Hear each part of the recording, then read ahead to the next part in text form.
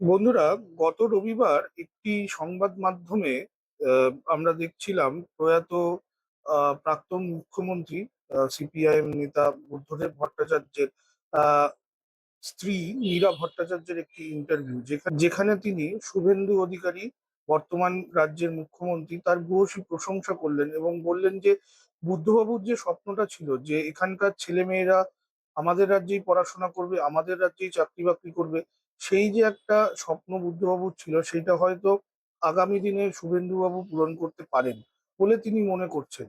তো এই বিষয়ে আমি জানি না কোনো সংবাদ মাধ্যম তারপরে আমাদের যে কমরেডরা আছেন যারা অনেক বক্তব্য রাখেন বিভিন্ন সময়ে, যারা আহ শুভেন্দুবাবু কতটা হিন্দুত্ব সেটা কেজি দরে মাপেন বা কতটা তিনি বিজেপি সেটা মাপতে চান, তারা কি বলবেন আমি জানি না। তাদের ব্যাখ্যাটা কি কেউ নিয়েছে? যদি কেউ নিয়ে থাকেন বা আপনারা দর্শকরা যদি সেরকম কোনো ব্যাখ্যা দেখে থাকেন আমাদের একটু জানাবেন, তো আমরাও দেখবো যে তারা কি বক্তব্য রাখছেন এই বিষয়ে।